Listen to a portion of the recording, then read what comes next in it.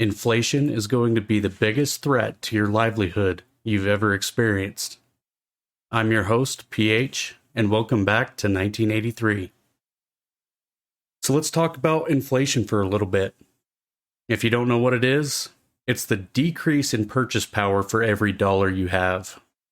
In essence, if you make $100 a day and the price of a $5 loaf of bread goes up 50 cents, instead of having $95 after your daily purchase of carbs, you'd have $94.50.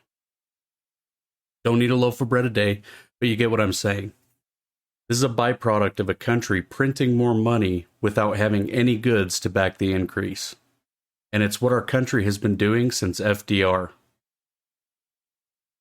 50 cents doesn't sound like that much, but what if every item you buy on a daily basis goes up that much?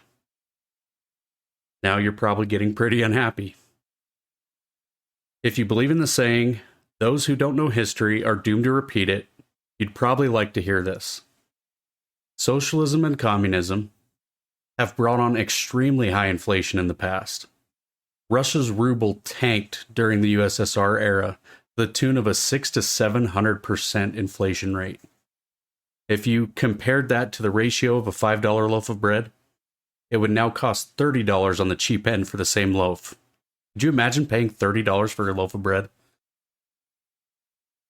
What I'm trying to get at is that inflation has been a part of our lives for a long time. Remember the dollar menu at McDonald's? I wonder why that went away. So how do we fight inflation? Competition in a capitalistic market can actually drive prices down and move quality up for everyday goods. When you have to compete for return customers, you tend to take a little less profit to beat out the competition. The problem comes when the government steps in.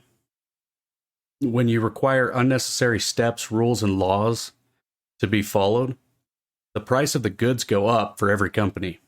And that includes minimum wage. When it costs $15 to have every person in your company working for you, who do you think that those costs are passed on to?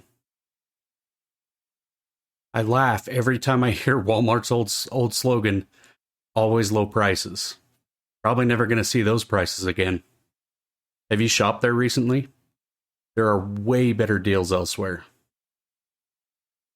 I will leave you with a couple questions. Who benefits from inflation? Who saves us from starving when the costs get too high? And how much freedom are you willing to give away to be taken care of by the people who likely caused the inflation? There is a conspiracy to make your dollar worthless. So how will you survive? God bless and try to enjoy your holidays. Stay tuned for the final day of the 12 Days of Conspiracy. Catch you on the next episode.